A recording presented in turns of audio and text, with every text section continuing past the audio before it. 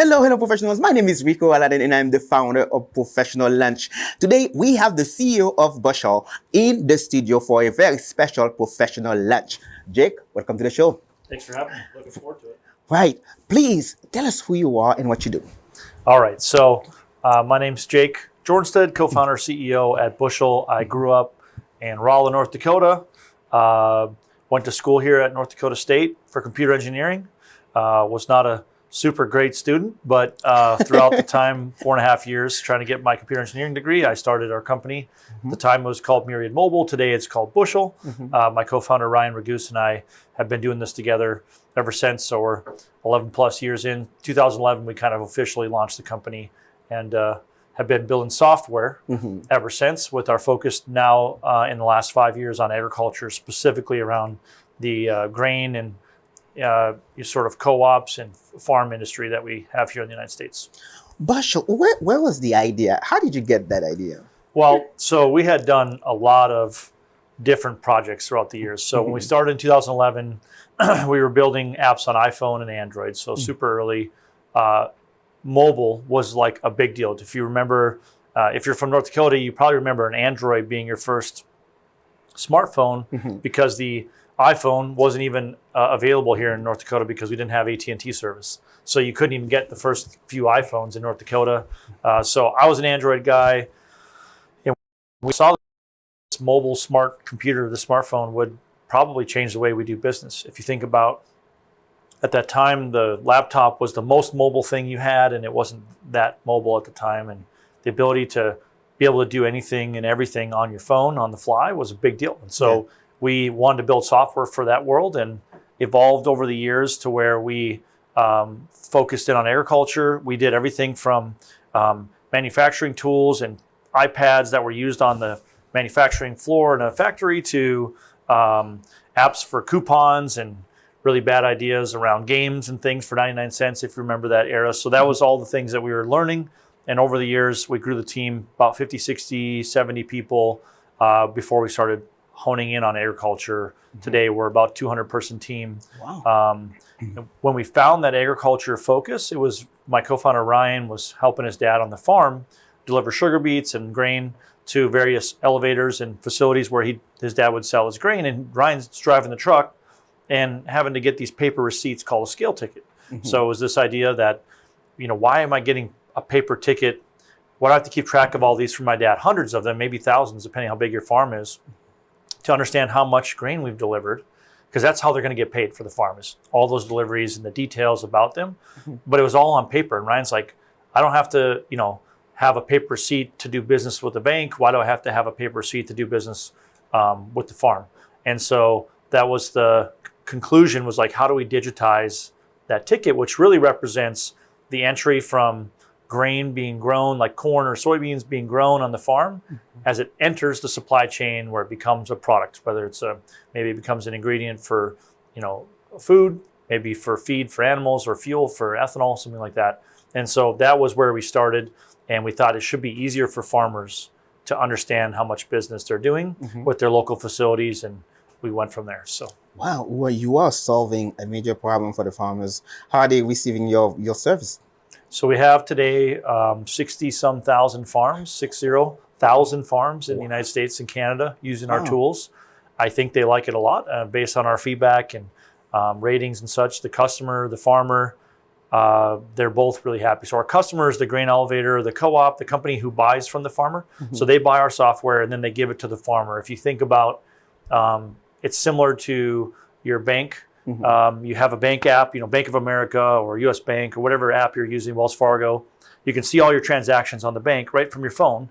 That's what we built for the farmer and their business with their elevator. So that's where the tool comes from. Farmers get to use it for free. They can see everything from how much grain they've sold to what they're going to be owed, to how much they're going to make for the farm, and then also they can see their bills that they might have when they're buying seed or chemical fertilizer. Wow, wonderful. And, having you on the show as an alumni is a good thing for the school, because I want students who are right now maybe following your path with a computer major to see how successful you have become. Tell me a little bit about how you get started, your background. So I can't, I grew up in Rolla. It was probably right at the time when we went from, CD-ROMs and burning music on LimeWire, if you've ever used this tool before, kind of the illegal streaming days, to when YouTube was becoming a thing, and then eventually what we're here today, podcasting and videos and such. That transition was crazy at the time. I mean, we went from no iPhone to about 1 billion iPhones around the world. And we saw, me coming out of high school, I thought, hey, I want to be in computers. Like, there's clearly a path here that's really interesting. And I thought, I could, figure out how to download music and make CDs for my friends. I should go into computer something. And I looked through the books at the time that would tell you how much the average salary was for any kind of degree at the university. And so I went to the computer section, and it's like computer science, computer engineering, electrical engineering, et cetera. And MIS, there's all these different degree options. And the one I found was that computer engineering had the highest average salary. So that's why I picked computer engineering. Now, thankfully, NDSU had a computer engineering degree in the engineering department. Probably computer science would have been more of the path I should have been on, but I didn't know that at the time. Okay. And so came to school, had to learn Calc 1, Calc 2, Calc 3, Calc 4, differential equations we call it. We had to do a lot of the physics-based work, circuits, all that. But eventually I realized I really liked the software. I really enjoyed the idea that you could put into this, into a computer, into a programming language, your idea, and you could create something from that. Now, the problem was I was never really good at software. I had at one point along the way, sent my brother Nathan a YouTube video of how to build an Android app. And I had been doing this for months at this point on my own in the dorm. And I sent it to Nathan, my brother, in high school. And within like 2 weeks, he was already better than me at building software. And he was, certainly less educated as he was still in high school. And it was just clear to me that I was not necessarily as adept as other people might be at building software, but I was so passionate about what could be done if you could accomplish a good program or build some tools. And so that was my inspiration. And if you're ever wondering, like, how do you get into this? Like, my first job was working at the theater on an old reel projector where you had to put the film into the projector to start the movie. Kurt's Theater back in Rolla. So, like, that was my first experience. It wasn't like I was a computer geek from the beginning or anything. And that was Dairy Queen was my kind of first full-time job I had in the summers. And so, going from that to computer engineering at NDSU and then building a software company, that's the career path that got me here. So okay, nothing special about that. Yeah, I know. But the thing is, I want students who are watching this right now to be able to take something from your story that they can use in their own story. And that's the whole point of the show, by giving them these windows into accomplished professionals' experiences and stories. So what would you tell that student who doesn't know exactly what he wants or she wants to do? What would you tell them?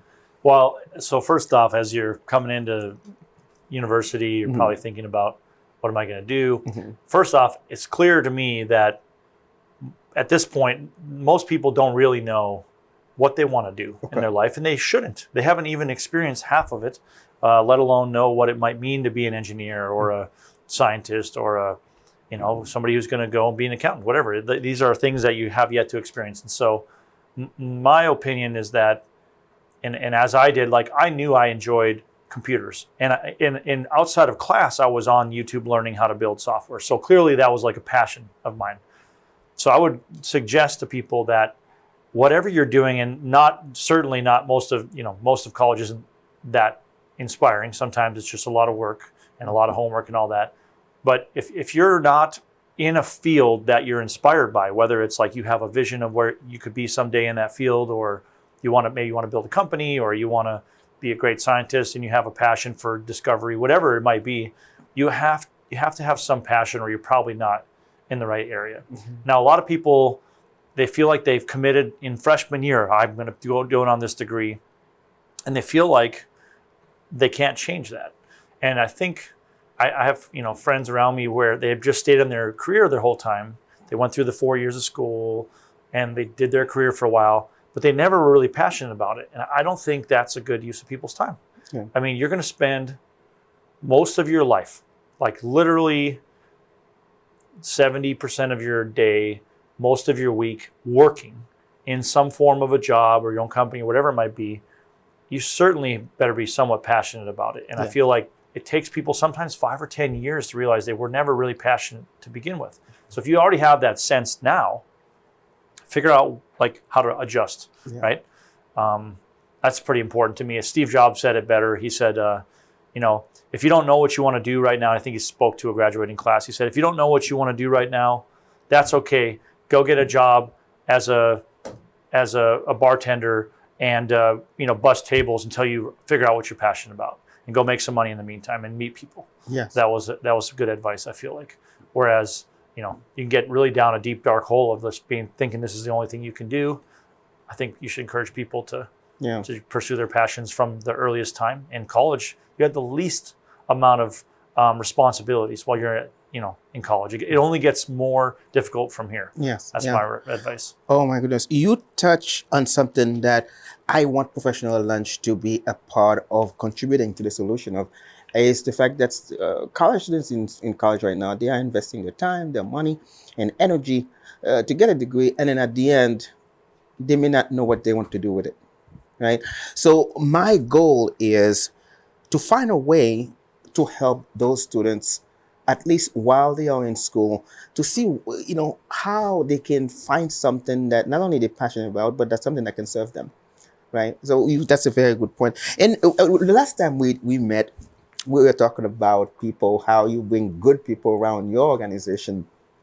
I want you to tell me again, how do you bring good people to your organization to keep your organization running as far as it is running right now? Well, part of it is when you try to find people to join you and you're building a company, you're looking for people who also are passionate about it, right? And as we got more focused in agriculture, it was easier to find people that were passionate, because agriculture is a very specific industry, right? Yes.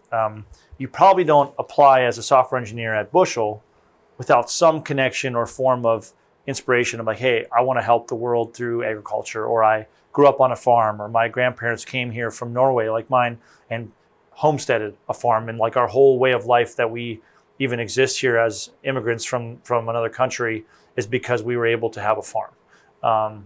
That's the passion that you kind of want to have, and then you're looking for the skills.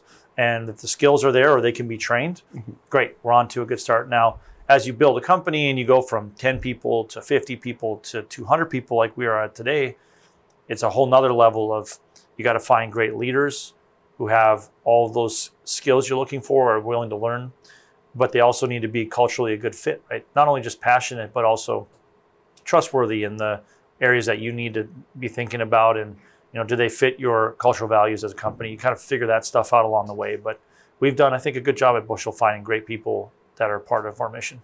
Wonderful, wonderful. So do you think that's one of the things that other startups that are not as successful have when they are not able to bring good people to their organization? When they struggle? Yeah. What I've seen, if you're an entrepreneur or you're thinking about starting your own company, especially in college, which I think is a great time to start a company, by the way. Not suggesting this, but I did skip a lot of classes in order to be successful in the business that we were starting. Don't listen to that. It's reality, right? Yes. But the challenge that most entrepreneurs have is that they're so concerned about control over their idea. Yeah. Might be like the idea itself, that they're really worried about patenting or not letting anybody else understand what it is until it's ready. And they hold it too tight, where it never even becomes anything at all. So sometimes you have to ask yourself, do you want to be part of, do you want to have a whole ownership of nothing, or a little bit, or a part of something bigger? And the entrepreneur's battle, unless you're building a small business that's going to, be a lifestyle for you for the rest of your life, you're trying to figure out how to leverage resources and grow the business.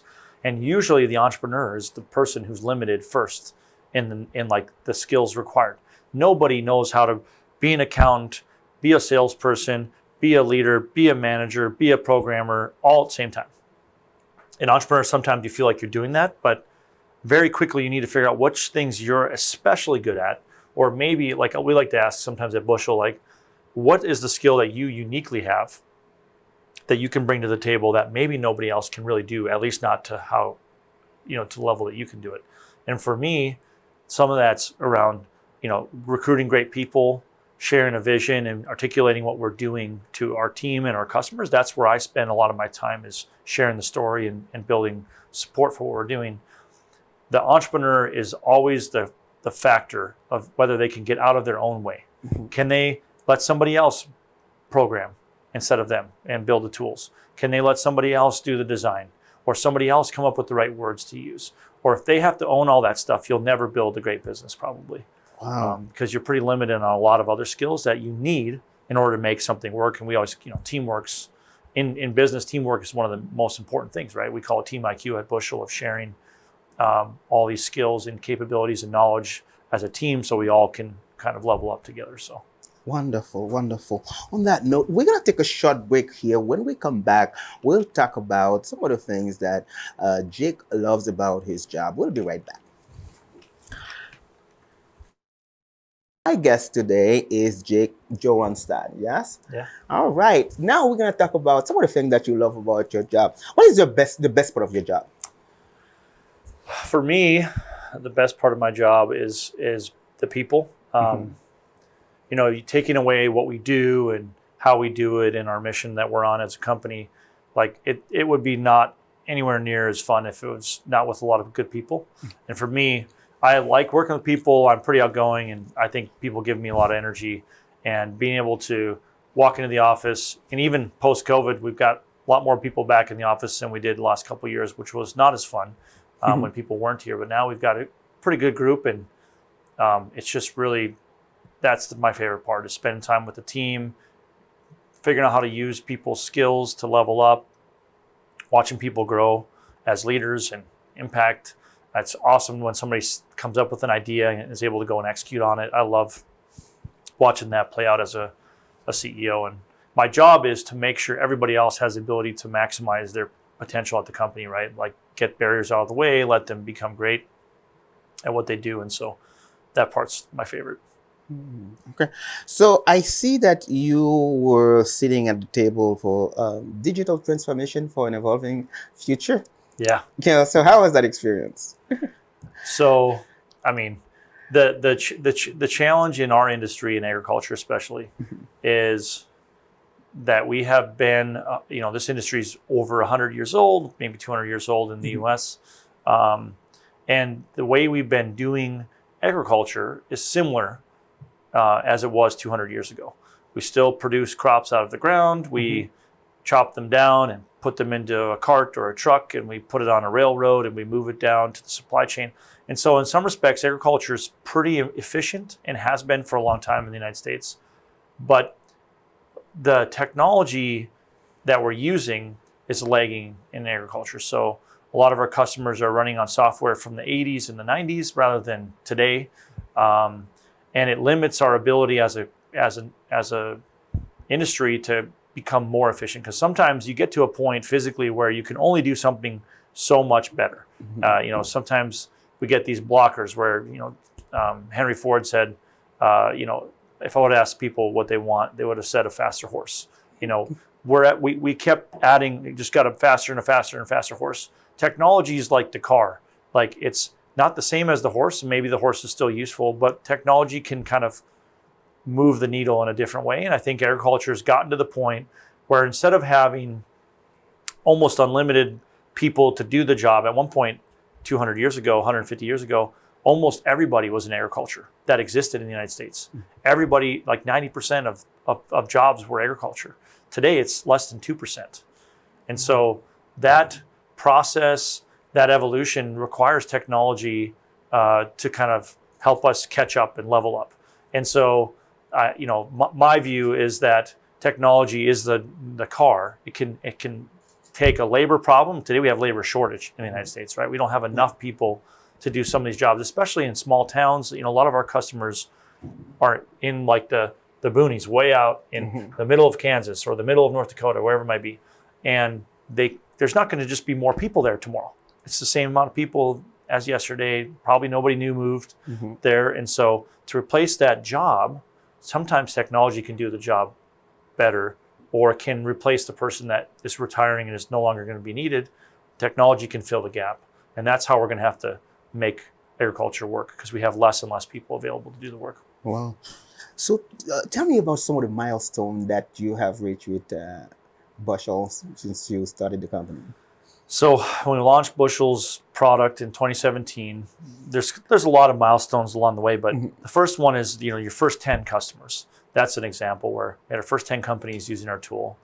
Then we had the first 1,000 farms log into the tool, and then 10,000 farms. And today we're over 50,000. I think the next big milestone will be we have 100,000 farms just using the Bushel offerings around the United States and Canada. Those are some of the milestones. But the other thing is in building a business, you have these evolutions in the team. So, 0 to 10 people, 10 to 25, 25 to 50 people. Those are all different stages of the business. 50 to 100 is a whole different challenge. It's really hard to grow in that area because now you're starting to hire people who are hiring somebody on your behalf. So if the person you hired is wrong and they're choosing who you're hiring next, things just start breaking everywhere. And you get the wrong people in the wrong places, and the bus, they call it seats on the bus. Somebody's sitting in the wrong seat and you got to move them around. So there's like this milestone when you hit 100 employees, 150 and 200, where the team has to change, but they're just, things worth celebrating. I mean, having almost 200 employees is a big deal. Like we were proud of that. We have a great team in North Dakota, Minnesota based. A lot of the team is. And so, that's some of the milestones. And then of course, hitting certain revenue goals. We broke 10 million in revenue. That was a big deal. Like not a lot of companies in agriculture technology have built really, large revenue sources yet. So we're proud of that. And then, of course, we're always tracking things like how many dollars has a farmer been paid on our platform, or how much business is our customer doing today. And we broke the $10 billion and $100 billion that they're doing amongst our tools. And so it's pretty fun. There's lots of things we were tracking. Wow, this is pretty impressive. Pretty impressive. Looking at this, and I said, Bushel is from, Fargo. It's a company in Fargo, software company in Fargo. I think that's pretty impressive. So we'll talk about the challenges when we come back after a short break, because you mentioned your company went through COVID, and for everybody, COVID was a disaster. So we're gonna take a short break here. When we come back, we're gonna talk to Jake about some of the challenges that he faces in his line of work. We'll be right back. We are at the Bison Information Network studio at NDSU. My guest today is Jake, the CEO of Bushel. Welcome back. Thanks for having me here. So now we're going to talk about the challenges. And I love asking this question simply because I know all job has some kind of challenge. So tell me, what is the biggest challenges you face? What are some of the biggest challenges you face in your line of work? It's a good question. In my world, right, I'm kind of a growing software company, small, medium-sized company today. As a CEO and as a founder, really, it's a different challenge almost every year, almost every month, sometimes every day. When I first started the company, our job, Ryan and I's job, was to just figure out how to make whatever challenge in front of us it was, make it work, make it happen, whatever. You wear all these hats, and as you evolve and you have a bigger team, you actually need to stop doing some things that you're not as good at anymore, or get out of the way, because sometimes you're the person that's the reason why you won't be successful, because you actually are not as good as maybe the next person is at that particular problem. So a good example, I was probably a project manager for 2 years in our business. I'm a terrible project manager. I don't know the details. I'm not good at taking notes. I shouldn't be that person, right? And so they have all these challenges along the way, but kind of, bringing you to today where we're at, 200-person team. One of the biggest challenges is making sure that the leadership team is supported well. So how we think about the challenges ahead, sometimes it's very easy to have too many things going on, too many goals, too many initiatives, too many things we're trying to do. And that actually creates confusion maybe at the top, but certainly as the team hears what the goals and objectives are for the whole company, it gets a little bit harder as the message comes down to the rest of the organization. And if you're not crisp and clear on the focused areas, it can feel like the company has no focus, and people start making maybe not good decisions because they don't know where the right focus area is. And so one of the challenges at this stage is to set clear goals, make it clear on the communication as to what we're trying to accomplish together, and then make sure that that message is repeated. One of the things I learned last year was I need to repeat our goals and our messages like many times over, because at any one point in time, the whole team isn't hearing the same message. And so in this meeting, repeat it, because these 50 people are there. But another 20 people or 30 people are in another meeting that didn't hear the first one. So me, even though I'm saying it multiple times a day or talking about the same topics, it's what you need to do to be successful, and the messaging is really one of the challenges at this stage. So Wow. that's an example. And then of course, learning how to balance work life and all the stress that you have, and you have 200 people you're accountable for. In our case, we've raised a lot of capital in the last few years. Our job is to return capital to investors someday, and going from a high growth, really unprofitable company to building a company towards profit and making it work for the long term. And then in this current environment, software companies are challenged in all kinds of ways. The cost of money and capital is now higher, and so you're expected to do more with less money. You don't have unlimited places to go get more money from. And so you need to learn how to effectively take the best ideas and move them forward. And you can't do 100 bets anymore. You need to do a few focused areas. And so those are some of the challenges that you have in 2023 as a CEO. Wow. Wonderful. So I have to, because you went through COVID, and for many businesses, that was a horrible time. As we know it, the world was about to collapse. Yeah. The world was collapsing, actually. But you make it through, and you were successful throughout this time. Tell me about how did you navigate those changes? So, yeah, it's crazy. I mean, even now, 2023, it's like how many years of craziness do we have to deal with? We have COVID in 2020, and 2021 was like COVID 2.0, and then 2022 was like craziness, and 23 probably a recession. It's like 4 years of crazy stuff to deal with. But I think that's just what it takes to survive and be part of building a business. And during COVID, I mean, we were lucky. I was in California, San Francisco, the day that COVID was discovered in California. It was north of us, but there was a discovery. I flew back that day. People were already wearing masks on the plane.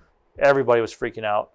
And I got home, and by Monday, so Friday got back, by Monday, we had made a decision. We had to shut the office down because we were tight. We had 150 people in the office, really tight. Like if we had any kind of exposure, it would have been a big mess. And so we did that early. I think we made a good decision. We're one of the first companies in our kind of area to do that. And now the challenge has been, how do you get people to come back and be part of what makes companies great? I think being, at least if you were hired to be in person to begin with, like there's something special about being together and ideating. And then those who are good at working remotely or were hired from that, then they have a different way of accommodating for that. But I think that now the challenge is how do we get people to come back? But COVID was just crazy. I mean, there was a moment where our customers that were on more optional or variable contracts with us, stuff went to zero for like a couple months. Like there was no work. And thankfully, the government had programs, PPP and other things, say, hey, keep your people employed and we'll help bridge the gap. I think if we didn't have those, we would have been in tough shape. So it's just crazy world. I mean, certainly we've learned a lot, but I don't think anybody knows the right answer as to how to do this hybrid remote work super well yet. We're all trying to figure that out. Wow. So what would you attribute the success of Bushel to? Well, I think the main theme for us as a company all these years, 2011, when we were Myriad Mobile to today, is that we have always gotten more focused and specialized. And focusing earlier, specializing in what you do, even though it feels like you have like less opportunity as a business. Hey, I'm just going to do agriculture. I'm just going to focus in this one area of agriculture. That feels like it's a smaller opportunity, but actually when you focus, it creates a bigger opportunity. And so that's something that I think we've done really well, is we've gotten better at knowing who our customer is and who we're serving, and been very clear about that for a while now. And it's allowed us to we have over 230 companies and almost 70,000 farms using our tool around the United States and Canada. So we're pretty proud of that. Wow. Thank you, thank you. I must say that I must restate why we have the show and hearing your story, having you talk about it. It's I think that many of the students can learn a thing or two or some tips, some tricks that they can use in their own careers. So, if a student is watching the show right now, what advice would you have for them? Well, if you have any kind of interest in trying to be an entrepreneur, run your own company someday, or build your own idea into a business, now is the best time. 100%. I tell everybody this, like, college is the best time to go after a crazy idea because your monthly bills aren't big. I have a mortgage and car loans and all these things now. It would be hard if I wasn't going to make enough money at first to take the risk. But in college, usually you have at least some time before your student loans kick in. You've got more free time than you realize. Now is the best time to pursue your passion, figure out what you could build potentially on your own. Maybe you build a company like Bushel someday. So I always say if you're in college and you have even a little bit of a thought to build a company or to be an entrepreneur, now's the best time to try it. There's no amount of experience you're ever going to get where you're going to go wake up one day and say, oh, I worked enough in the workforce and now I can be an entrepreneur. That's not how it works. You just have to learn it on the fly. That's just what it takes. Wow, wonderful. Thank you for that. And also one last question. I know there are a lot of students who are, there's a great computer program here at NDSU. Is Bushel hiring? We're always hiring. We do internship programs in Okay. the spring and summers. Watch for those here again coming up in kind of I assume in the April timeframe. We'll have those postings. We love having students. We've got everything from marketing and design internships usually to computer software engineering, project management, sometimes interns as well. So we're always looking for great people. And if any great company, I think, is always hiring. You're looking for find somebody great to join the team. You'll figure out how to get those people on board. So. Wow, wonderful. Thank you, Jake. Thank you so much for being on the show today. It's such a pleasure to have you here and sharing your experience and your stories with the student, with early career professionals. I know that they will use whatever they hear here today to improve their career. Thank you. Well, I hope so. Thanks for having me. Appreciate No problem. All right. Now, this is the time that I tell you it's up to you to make today a great day. Have a great day.